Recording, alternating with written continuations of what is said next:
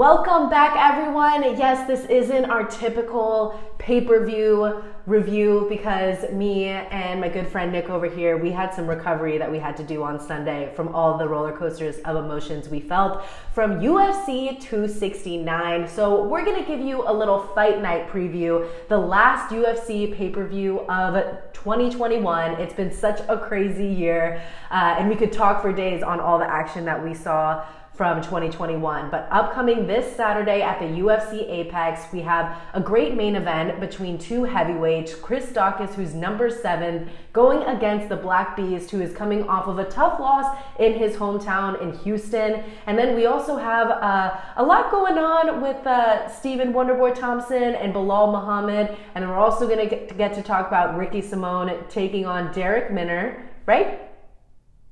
Not Ricky Derek Minner. No. Yeah. Ricky Simone's taking on Raphael Assuncao. Raphael Assuncao, yeah. I was thinking of Derek Minner from this past weekend, who fought Ryan Hall. And then we're also going to get to talk about Amanda Lemos versus Angela Hill. And I kind of want to start there, ladies first, with the strawweights. There's a lot to love in the strawweight division. But tell me what you like about this matchup, Nick. What I love about this matchup is that you have Angela Hill, who's very experienced and has been on the wrong side of a lot of decisions, a lot of bad decisions as well. Has a lot better, should have a better record than she has right now. But has always sort of been the perfect gatekeeper because she's very tough to pass. But those who do pass are the ones that end up fighting in the top 5 and battling, challenging for that title, right? So you have some prospect like Amanda Lemos who has the kind of striking accuracy and, most importantly, power that is unheard of for the strawweight division. Finally getting her test to sort of see where she's at in terms of battling against the best girls in the division. So that's really interesting. Yeah, and it's also super fun because they're, 12? Angela Hill's 12, Amanda Lemos is 11. And then when you get into that top 10, you just have savage after savage, but definitely fights that both of these fighters I can see winning in the top 10. Mm-hmm. So whoever gets the win here, where do you see them lining up in for their next fight? Yeah, that's interesting because there was a fight announced. I'm just looking. Michelle Waterson against Amanda Ribas. It's 9 against 10. So I don't know if the winner of this one would fight the winner of that because maybe they'll want to fight people even higher up. Depending on how it's done. So if Angela Hill grinds out a decision, then maybe she'll get the winner of that. I can see that happening. But if Amanda Lemos, for example, shows that power that she's had, that she's completely obliterated the last 2 opponents with, and she has that one punch knockout power where you can she barely clips a chin and they go out. Her opponents go out. If it's that, then maybe Tisha Torres. That's exciting. Lemos, Torres? There's definitely a lot of ways you could go. I mean, and then Mackenzie Dern's coming off of a loss too, so she's going to kind of be set back as well. Yes, I do see also Claudia Gadelha. I don't know where she's been. I know I guess she got injured as well recently and has been recovering and stuff. But don't forget, there was a very disputed decision between Angela Hill and Claudia Gadelha. So I can see them running that back maybe if Angie gets the win.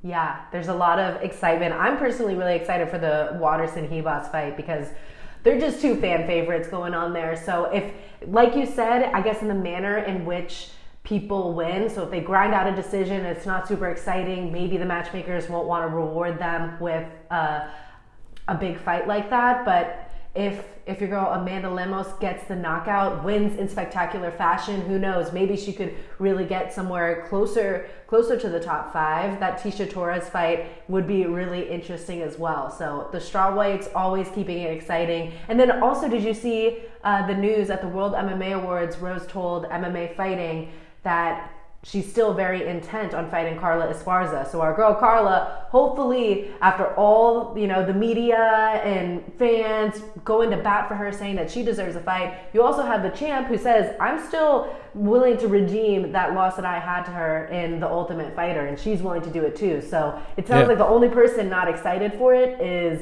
Dana White, who I would say has a pretty big say. Yeah, and apparently he wasn't even excited because he also wasn't excited for Amanda.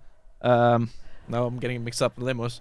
Amanda Nunes, Valentina Shevchenko. By the way, Yeah. he said I was never intending to make that third fight anyway. So I don't know what he has against these matchups that people do want to see, and because obviously people aren't expecting it to be the most fan friendly in terms of striking and stuff. But then again, the real fans are calling for it, so they do see a path to victory, a more exciting path to victory, maybe for Carla Esparza. Maybe it's because Rose is at a different level now, and Carla recently has been at a different level.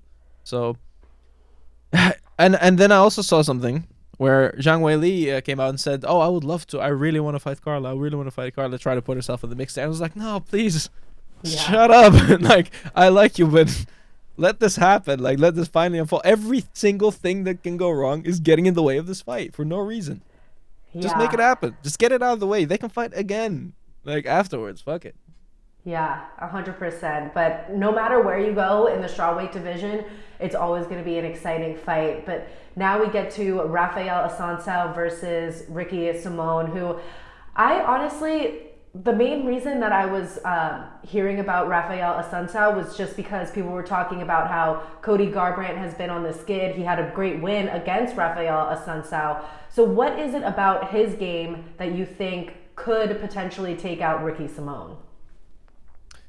Well, I mean, I think it's gonna be mostly a striking battle, but the interesting part is that he has decent takedowns as well. They can mix it up, and whereas like Ricky Simone lately has been showing that he has excellent takedown defense. So I think it's one of those matchups where they're like, both of them could really nullify each other's strengths in that way, and it'll end up being an exciting striking battle where it's like both of them are just, because both of them like swing for the fences. Although I do think Ricky Simone is a bit more technical. So, I don't know. It is a very exciting fight in that regard. And what's funny about it, again, we get into this position where Ricky Simone is trying to break into the rankings more, and fight some bigger names. Raphael Assuncao is on a decline where he has beaten a lot of big names in the past, but then he's on a 3-fight losing skid now against some other big names. So it's like Ricky Simone needs a statement win against a big name. Raphael Assuncao wants to redeem himself against the upcoming prospect. Because I don't know if you wanted to say something or if we can go over Assuncao's resume. Yeah, what you mentioned in our brief about like him beating Rob Font, who's coming off of a loss to Jose Aldo, but he's beaten big names against contenders that were up next to be fighting for the title. So it's crazy how this downward skid, how it's taken him this place. But this win against Ricky Simone could do a lot for him. And against Garbrandt, there was that crazy viral knockout, right? That he got knocked out with. I think, if I remember correctly, he was winning that fight. Raphael was winning that fight. So he does have it in him. And it's like this is his battle to not be a gatekeeper. Because now he's in that position of suddenly he's a gatekeeper. And he's fighting as, no, I'm a contender. I'm not a gatekeeper. And, this is a good test for the gatekeeper. And, I don't know how often that happens. Usually it's like the person fighting the gatekeeper is the gatekeeper is a test for that person. Yeah. But yeah, because he has notable wins. He has like he beat Aljamain Sterling, he's beat Marlon Moraes, he's beat Pedro Munoz, TJ Dillashaw, Rob Font. That's insane, isn't it? If you think about where they're at now. So I don't know, maybe age. It's just age is getting to him a little bit. Yeah, and you also have to look at his opponent, Ricky Simone, who's 29 years old. I know he spends a little bit of time in Team Oyama, but for the most part, he's up in Portland or Washington area, trains with Gracie Baja, and I just hear that he's a very consistent guy. Like, you'll know he's always stays within, like, he doesn't have to have really tough cuts. You'll never see him on the weight and like struggling to get there because he's just a really consistent worker. So when it comes to the betting lines, I wasn't sure. Is it more of a pick'em or? I'm gonna pull up the betting lines right now to see. Yeah. Because there is a lot. There's some good spots to bet on this weekend. And for sure. And Simone Simone is a big favorite. So if you bet 100, you win $33. The way where the odds I have it. Whereas if you bet on Assuncao, you win $300. So Ricky Simone is seen as a big favorite. Whereas it's funny, it's understandable considering the trajectory of their career right now. But Assuncao was the one who has the big names on his resume, and even his losses. I mean, we haven't even touched on those. Like last 3 losses were against Marlon Moraes when Marlon Moraes was surging, and basically the next title contender, Corey Sandhagen, who just fought for the title, and Cody Garbrandt, who in his more natural weight class, which he was winning, I think. So maybe worth a sprinkle, to be honest with you, if you're betting on Raphael Assuncao.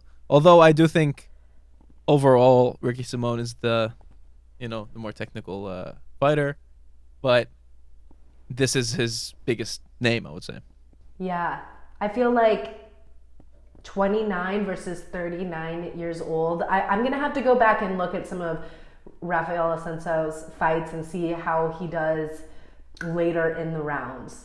Because if this goes like into, not that it'll go to like 5 rounds because they're not fighting 5 rounds, but how does he look in the 3rd round? Because I feel like Ricky Simone, his cardio is going to be super up. He's always training. He's always super consistent. So that'll be a tough one. If it goes to the decision, I feel like Ricky would be able to capitalize more. Yeah, I tend to agree. I think there because out of all people, you have Merab Dvalishvili. He puts a pace on people. He's the most pressure fighter you can think of, and although he does tend to slow down big in the 3rd round, though, Ricky Simone apparently submitted him in 2018. So Merab wasn't the Merab we have now, of course, but the fact that he could keep up with a machine like that says something about his cardio, and such a wrestling heavy game too. Someone with such a wrestling heavy game.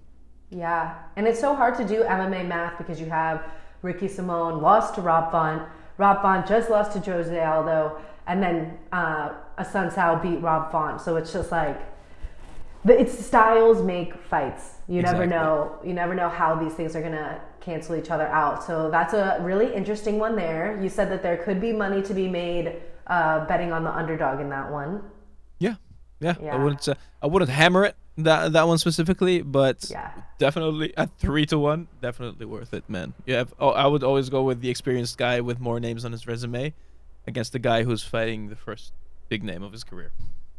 I'm gonna say like, you know what I mean, biggest name of his career. Yeah. Well, you heard it here first. We have betting props over at Air Media Productions. There's a whole other page for that too, right? Yeah, we started an Air Sports page, and we collab on that. Yeah, I put the betting odds there, and we cashed very big last weekend on UFC 269. So and it was the prop bet. There was like upsets. The upsets. I did bet the Juliana Pena win, but that was after I already won money. I had. Let me pull it up here, but I definitely had the methods of victory. The prop bets were and parlayed those prop bets to make like the $10 returns $400, and that one hit. That was perfect. I'm pretty sure it was Jillian Robertson by submission. There was a. Oh my gosh, those eye gouging. Yeah. We should start a freaking GoFundMe page that will get her like some bonus money. Because no one got their eye gouged out and they got bonus money. Yet Julian Robert, she like is literally getting stabbed in the eye and has nothing to show for it. Yeah. But it was like it's tough to get a bonus on that event, I think, because I had Andre Muniz also by submission, Jillian Robertson by submission, parlayed that with Kaikara France by knockout, I think, and I don't know, there was one in there. I forgot which one it was, but yeah. And then the second bet I know it was like a lot of the similar ones, and then Kaikara France, Cody Garbrandt not to go to the distance, and the main event not to go to the distance, which was the easiest one to call, to be fair.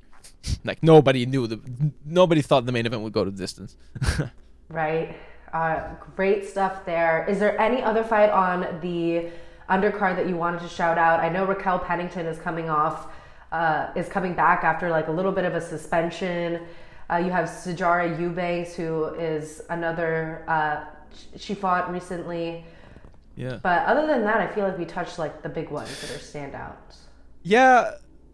Darren Elkins Cup Swanson should be a pick'em. I don't know if it is. Let me see if it's a pick'em. I love those pick'em fights because it's like, usually it's like people that have the same style that match up, and then the fight never goes the way you expect it. Well, although sometimes it goes boring because you have two strikers and one guy can wrestle and the other guy can't. Just a little bit. It's like ugly wrestling. And there's like, okay, I'll take you down when I get clipped. and I'll keep you there. Like, Yeah. but this won't. I don't think this will be that. I was looking at also, yeah, one that's interesting. Eubanks Gatto. Again, this is only from a betting perspective. Melissa Gatto is already an underdog, and if you can parlay, well, no, if you can get the prop bet on Melissa Gatto by submission, you'll probably get a lot of money. I don't have the line here yet, but I can imagine it's around the 3.5, maybe 4-to-1 ratio. So I definitely see, especially with the Eubanks who likes to go to the ground, Melissa Gatto's excellent jiu-jitsu submission skills. She's gonna catch an arm or something. Wow. Okay. Good to keep an eye out for that. And now heading up to the main card, the fight that I'm actually looking forward to most, welterweights. Welterweights are probably becoming like my favorite division. They just have so much going on there. Belal Muhammad, the last time we saw him was against Leon Edwards when we had that unfortunate eye poke. And so now he's looking to return to continue his unbeaten run in the welterweight division, which I'm honestly surprised he's like finding success in, because he's not super big for that division. And he's going against the gatekeeper, if you will, in Stephen Wonderboy Thompson, who's fought everyone basically except for Kamaru, the champ himself. So how do you think that this matchup is going to go? It's going to be super interesting and be on the feet, but who do you think has the advantage there? Man, Bilal's my guy, because I mean, Palestinian blood, you know, it's I have to ride for him, but it's hard to root against any of them actually for me. But so Bilal's wrestling ability could be the difference maker here, you would think, but considering do you remember round 1 in Wonderboy Thompson against Gilbert Burns? Do you remember if Gilbert took him down? I don't think he managed the proper takedown in round 1, did he? It was more like 2 and 3. And then you have Gilbert, whose wrestling is like some of the best in that division. Like he could have gone, like even like Kamaru respected it so much that he didn't even dare to go to the ground with him that fight. But it's honestly a very tough one for Belal, because Stephen Thompson, look at it, like Belal was having a tough time getting in on Leon Edwards with his striking at range and circling. Thompson is like that times 2, because I think Wonderboy actually beats Leon Edwards, and it's only predictions, you know, it's not a fact. But hearing fighters talk about Stephen Thompson after the fact that they fought him, they're like, this is like nobody else I've ever faced. Like his ability to keep you at range with his kicks and everything just completely negates any possibility of you getting in on him and sort of taking him down, unless you're like an elite guy and you know how to shoot from distance and grab that leg immediately. That's something that Belal doesn't have. So I think Wonderboy takes it by keeping Belal at range and piecing him up. And do you think it goes to the decision? I do think it goes to the decision, yeah. Now, the way I see Belal winning is if he can make it a rough and rowdy fight against the cage. If he can get those hooks in and just start brawling against the cage a little bit, I think that's where he really thrives, you know. And then getting his shots in, not necessarily trying to go for the takedown from there much, because Wonderboy has insane. Let me see if I can see those stats here. Has some of the best takedown defense. Like, I've never seen someone who's so strike heavy that has that takedown defense, which is what initially made his matchup against Gilbert so interesting. Because they're like technical striker at range, you know, with it was like something like 95% takedown defense or something crazy like that. Yeah, but I mean, that's definitely something you have to get good at if where you're trying to keep it is on the feet. And it's exciting for Wonderboy just because he did sign this was supposed to be his last fight on the contract, but he re-signed with the UFC, and he's going to have another 6 fights. He's going to be turning, I think, 39 in February, and he has 6 more fights on his deal. So that's awesome for him. And he doesn't look it. I mean, right? He takes good care of himself. He's gonna be, by the way, he's gonna be in Cobra Kai with Tyron Woodley, so maybe there's some marketability there that they're keeping him around. You know, I was thinking that could be a thing, and of course, I mean, who else are they gonna call for a karate series than Wonderboy if they want a real fighter in there? Yeah, You know, that's exciting that he's going to be part of it. And I can understand completely why the UFC would want to re-sign him. He's not like, you do need the nice guy in there to keep things a little bit different, to keep martial arts at its core, like represented at its core what it's supposed to be, like to be honorable, to be to push yourself every day to your limits and still be a good person at the end of the day. We can't have too many pro wrestler types that are always talking shit, that are always making it kind of petty. We need guys like, yeah, 100%. And his goal is to be the oldest UFC fighter that just keeps on fighting. Yeah. He went on Ariel's show and was just like, they're gonna have to make a senior citizen I called that, yeah. division for me. Well, at the rate we're going, we don't even need a senior citizen. It just shows the 42-year-olds, 43-year-olds are going to be champs. Yeah, That's yeah. it, you know.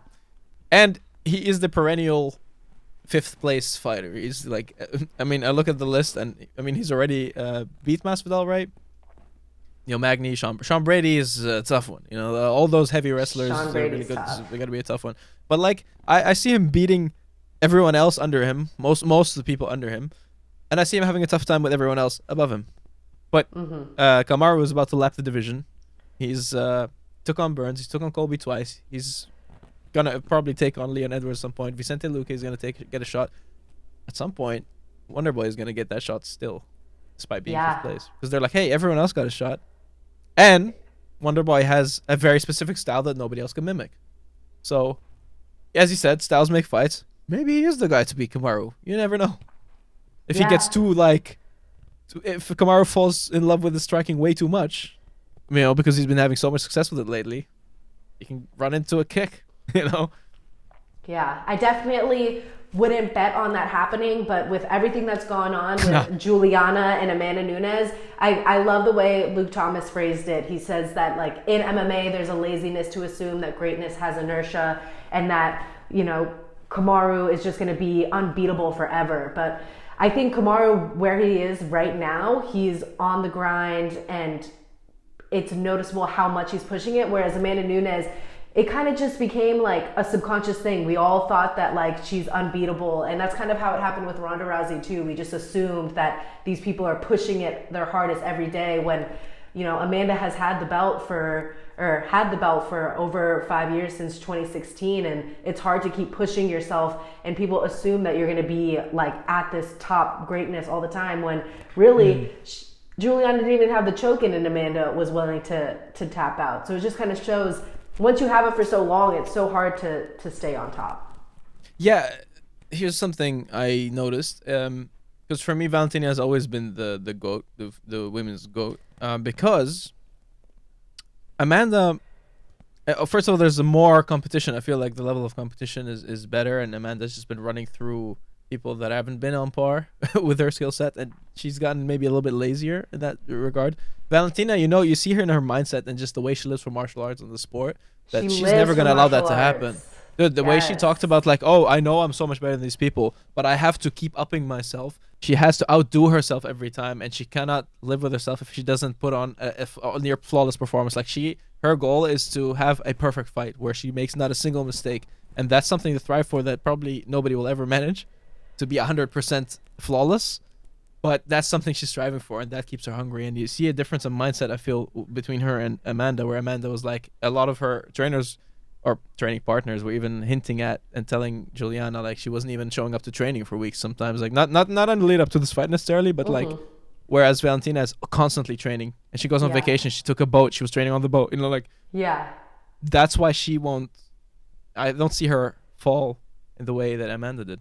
It's a mindset thing. Yeah, and also when you think about recently having a daughter and having that family life, and you've already made millions or however much money she's made, it's hard to kind of stay on that grind. But she did send out a tweet. She's like, give me a few weeks to get my shit together and this rematch will be good. So I'm wondering, when we get to that point, will she be the underdog coming in, or will Juliana be an underdog coming in? Will it be a straight up pick'em? But one thing is for sure, Juliana Pena has some durability that we've known about since The Ultimate Fighter 17. It's just that when you have your maternity leave, you have have these injuries, you kind of get forgotten about, and that's kind of what happened. So when we randomly saw her promo with Ariel Helwani calling for the Lioness from the GOAT of MMA, everyone's like, who is this? Like, who has she fought? Didn't she just get tapped out? There was so much doubt towards her direction, and the fact that she was able to show out the way she did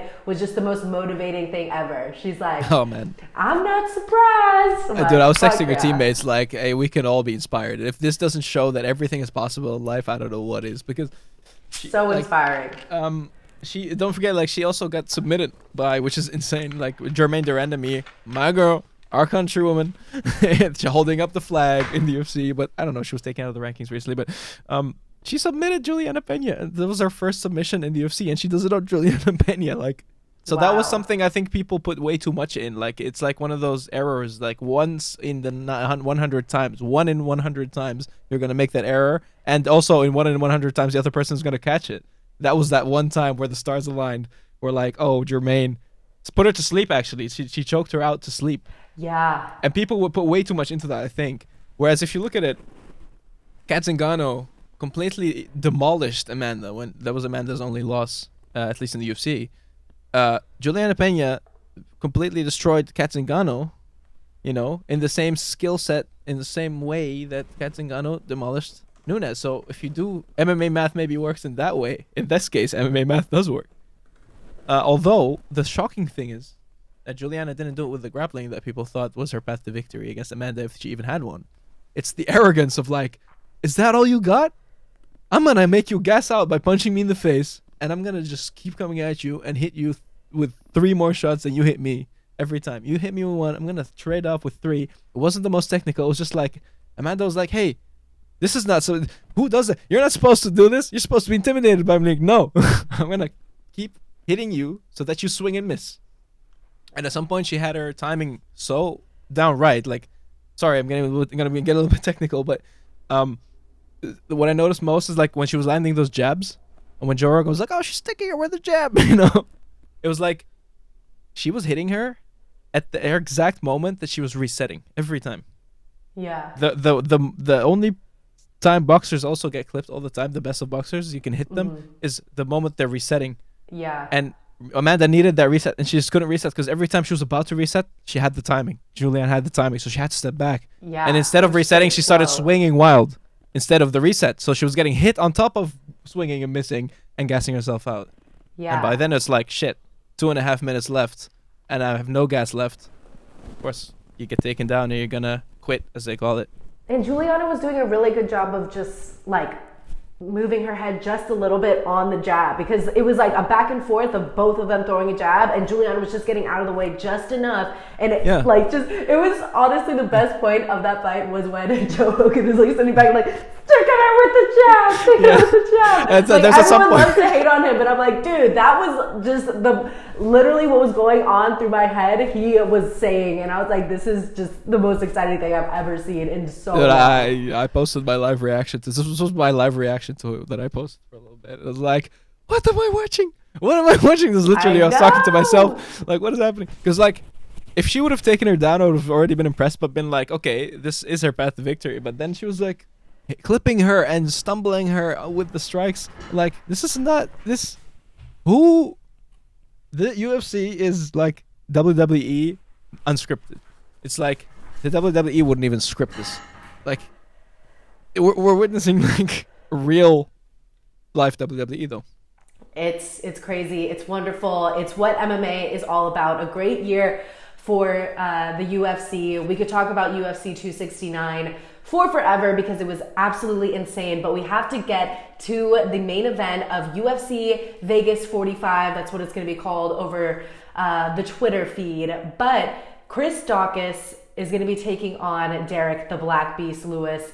And I think this fight's particularly interesting because Daukaus is a black belt, yet all of his wins are coming from TKOs and knockouts. His one against Alexei Olenek, he had him on the fence, and it was one of those moments where people thought that Herb Dean should have stopped it sooner, but Chris Daukaus saw Alexei Olenek just on the fence, and he kept it going. But I think it's interesting that it's not as if Daukaus isn't the type to get completely, even though we haven't seen it in the UFC, He was finished by a TKO in the championship of CFFC. So he does have the chance of being knocked out by someone who is going to be fighting in Bellator. So now you look at Derek Lewis, who definitely has power. He looks at Derek Lewis as someone that's actually more dangerous than Francis Ngannou because he carries his power throughout the fight. That's just something he said in my interview with him. And I was like, wow, that's very interesting that he views Derek Lewis as a more dangerous fighter than Francis Ngannou. But do you agree with that statement? Do you think that Derek Lewis actually brings a more dangerous set of skills to the table? I would never say like Derek Lewis. I wouldn't see Derek Lewis as more dangerous than Francis Ngannou necessarily. But I get what he's saying. It probably means because Derek Lewis throws so little volume, he just waits for you to come in and counterpunch you. Mm-hmm. He might have more one-punch knockout power than Francis Ngannou, you know? Aside from that uppercut that he landed on Overeem, which I felt. But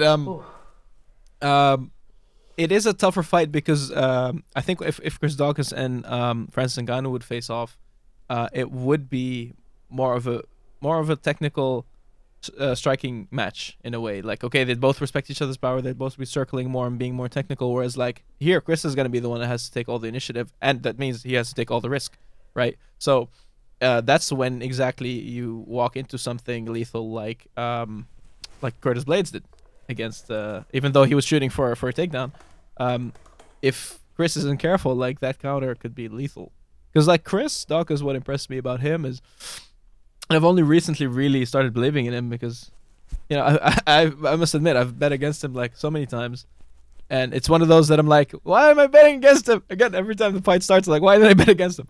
Because he's just he doesn't look necessarily like a heavyweight. He doesn't move like a heavyweight. He's very fast.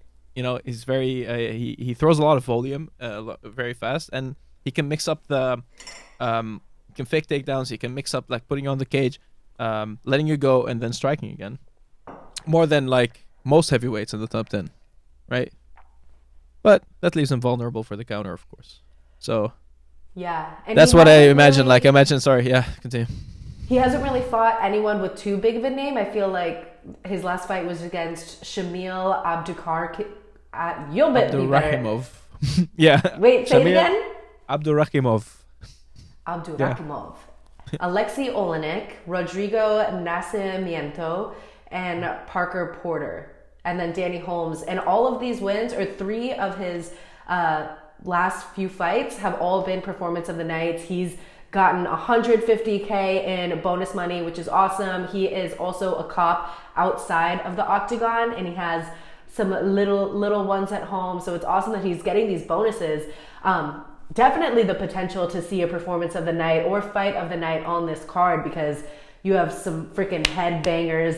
I don't know whose head it's going to be that's going to be rolling on the floor, but I definitely feel like it's going to be one of them, because that power from both of them is super dangerous.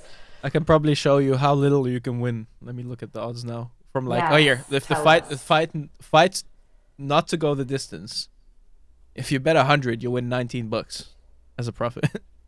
So wow. That's for the fight to go to not go the distance. So that's how likely it is to happen. So tune into that and don't blink and don't take your toilet break during the fight, because you're gonna miss the finish. You know, even in between rounds, someone can get knocked out. So like, that's it. Yeah, if you're gonna take a bathroom break, probably take it between the first and second round of Steven Wonderboy and Belal, because I feel like that one will at least go to the 3 rounds. It's gonna be 3 rounds. I think the third round is gonna be boring. Third round. Yeah. That one. But when they're both, yeah. But very, for a fight night, it's pretty stacked. So yeah, I'm looking forward to it. I'm looking forward to it too. So in terms of the implications of the main event, Derek Lewis is obviously coming off of his loss against Cyril Gane, who was the interim champion. And then if we look at the rankings, obviously we have Francis Ngannou, Cyril Gane. Who else is up there? Heavyweight UFC rankings. Cyril Gane, Stipe is still there too. Oh yeah, we haven't seen Stipe in a while. Yeah, and he wasn't, only recently started opening up again about wanting to come back and wanting the rematch against Francis, or the winner of Francis Cyril, which fair enough. I think they should, give the winner to Stipe because he's still like they say the greatest heavyweight of all time, and resume wise, he is the greatest heavyweight of all time. Factually, it's not starting to look like it anymore. In terms of wins. Curtis Blades. Yeah, so Curtis Blades. I have this running joke with my friends. I just never want to see Curtis Blades fight again. Like, I don't want to, go fight, but I don't want to watch any of his fights ever again. It's just that wrestler. Not my cup of tea. Yeah, and wrestling in the heavyweight division is just, it's the worst to watch. Yeah, it feels like it just shouldn't be. And it's crazy because sometimes the wrestling works out for him, but like when he gets knocked out, like he gets knocked out. So I guess that's that's what makes it entertaining. Like, as long as we don't have to take it to the wrestling match, like at least there's the chance that he'll get brutally knocked out. I'd rather watch paint dry. Yeah, Alexander Volkov too. We haven't seen him in a while. His last fight was against. Oh, he fought not too long ago. But he lost. It was like not a memorable fight. Against wasn't it Tybura? Yeah, he lost against Tybura, right? He won. Oh, he won. Okay. Decision unanimous. Oh yes, because I did bet him. I bet him, but yeah, I thought he was gonna finish him. Just because Tybura is actually so small for heavyweight, but that does give him certain things that are tricky to deal with. Like he's this little like jumpy ball of energy, and gets in on you. He's very technical. Yeah. Tom Aspinall's there at 10. That guy I'm really big on. And Tai Tuivasa. Actually, let's talk about Tai Tuivasa. Let's talk about Tai Tuivasa for a second. Because do you think the loser of this fight? Well, let's say if Chris loses, though, actually, then matching him up with Tai Tuivasa makes sense, right? That would be a fun one. I think Tom Aspinall against. Okay, no, Tom and Jairzinho. Derek Lewis, though. What do we do with Derek Lewis? Derek Lewis, if he wins, is in a position again to fight Stipe or Cyril Gane or Francis Ngannou, but are they going to put him up there that quickly after the dominant fashion in which Cyril beat him? Yeah, I think we need to give Derek Lewis another fight after this that is something that can build him up a little bit more, because I don't even know if this Chris Daukaus one's going to go his way. Yeah, it's a tough one. So it could be some rebuilding time for Lewis, and also because Chris is someone. Fight. Sorry. Like maybe Tai Tuivasa and Derek Lewis, like those two literally marketing gems would be perfect to go against each other. The crowd would be going freaking crazy. Oh, that's what I was saying. Like on Air Media Productions, we just put out our top 5 biggest winners of UFC 269, and Tai was in there for me because he just solidified the fact that he's a superstar. Has superstar potential, at least. Just a fan favorite. I'm just here to knock people out and do shoeys.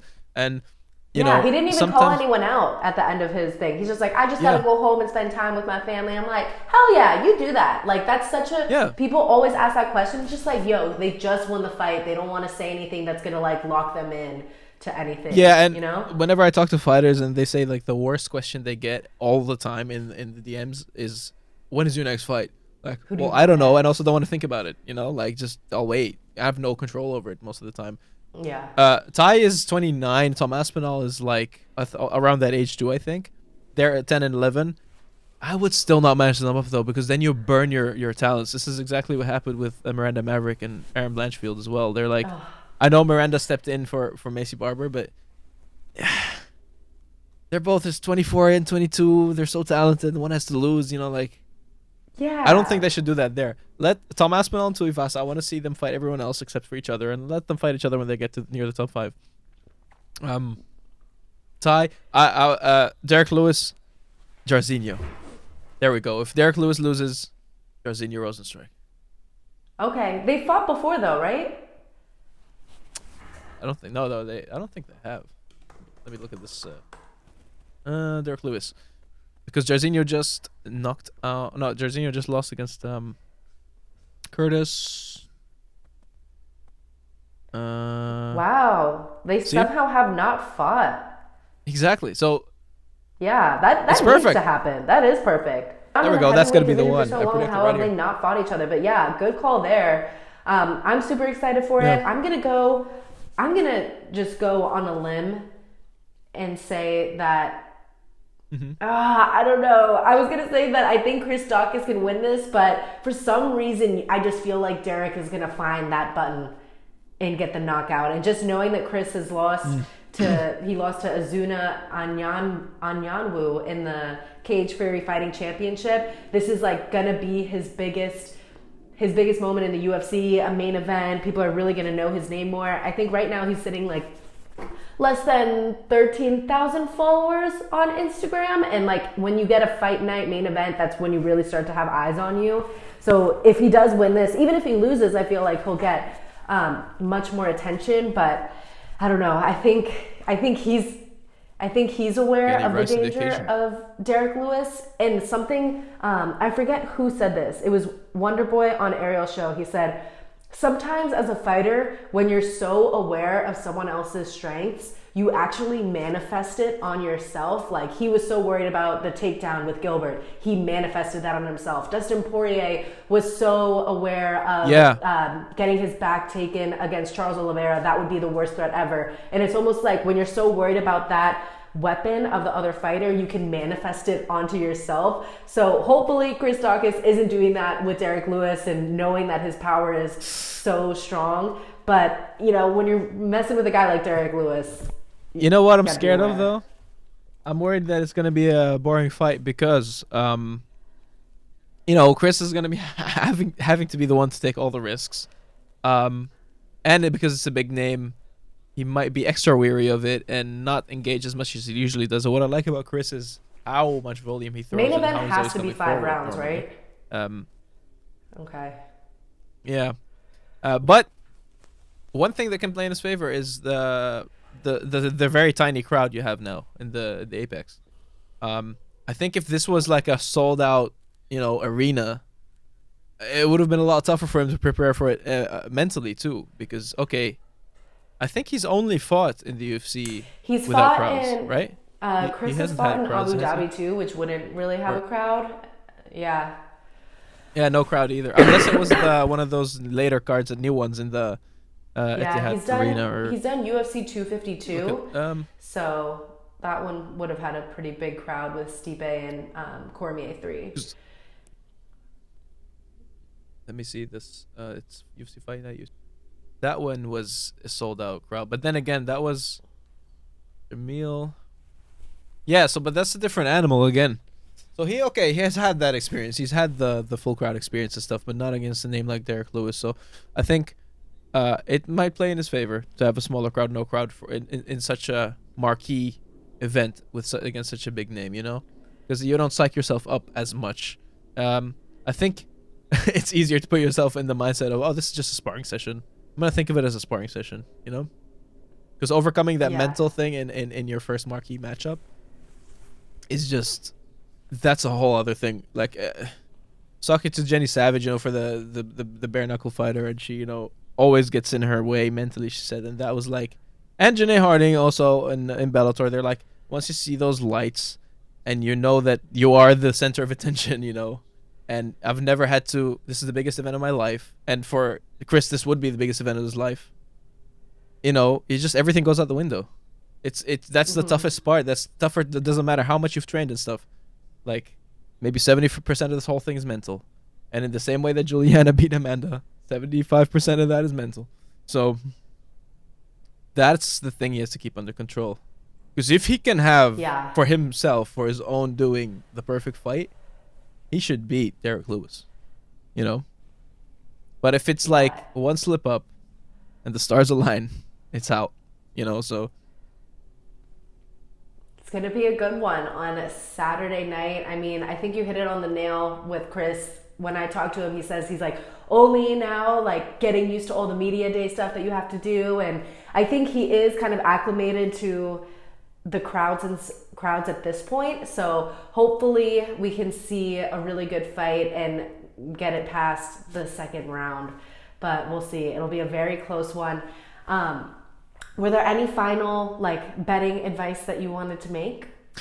I'm looking at it. I'll put out the full thing. I'll do usually we do the 10 times parlay too, every week. So that's like you bet, you basically can make 10 times the money you put in, more or less. So I'll put that out. But my advice, I do think Assuncao might be worth a shot, because this is like the fight where we're like, oh, is he really on the decline, or is he ready to get back up again against a talent who hasn't fought any huge names yet? And Melissa Gatto to submit Sajara Eubanks as a prop bet. Like, those are two that I would be really interested in looking at, you know. There was a couple more. Man, I have the event. Pick up the event here. Where did it go? Yeah. I've clicked on so many names. There we go. Justin Tafa. Oh, Jordan Levitt. Jordan Levitt by submission is a really good prop to have too. That's the first fight of the whole night. That guy is also on a different level in terms of wrestling and just submissions. Maybe I would do by finish, not just submission, because one time I don't know who it was again that he like picked up and slammed and it was a knockout. I'm like, God damn it! He was just trying to remember that, because I had bet him by submission too. Then I was like, oh man, he took him down to go for the submission, but while he put him down, he knocked him out by accident. So that was a knockout. Then I lost my money. So, you know. Hell yeah. Well, this card is definitely not only stacked for the main card, but we do have the fun ones on the undercard, particularly the ones we already talked about with Angela Hill, Amanda Lemos, Ricky Simone, and Raphael Assuncao. So it's going to be interesting. It's going to be fun. You can catch both of us, I'm sure, on Fight Night under the hashtag UFC Vegas 45. I'm at Alex Wendling MMA, and then yours is at Nick Corey. Nick.Corey or Air Media Productions on Instagram. So follow us there. Yeah. And we'll keep you posted. We have a lot of good content. Got an interview coming up if they're still up for it. I won't say who yet because they lost last weekend. So this is the first time I have to like interview someone a week after a loss. But if you come on before, this is a message for fighters and managers. If you come on before the fights, at least for in the booth fight corner itself, not the new corner talk thing. Every fighter who's been on the show has ended up winning their next fight. So. And it continued with Jenny Savage and Bare Knuckle. So. Oh, yay! I love that interview that you did with her. So yeah, definitely check everything out all over at Air Media Productions. I will definitely be churning some other stuff out in 2022 coming up. So, and we'll be back in action for our pay-per-view post-fight interview or post-fight coverage come 2022. So there you have it. I'm Alex. That's Nick. We'll catch you next time. And thank you so much for watching this one. Later. Peace.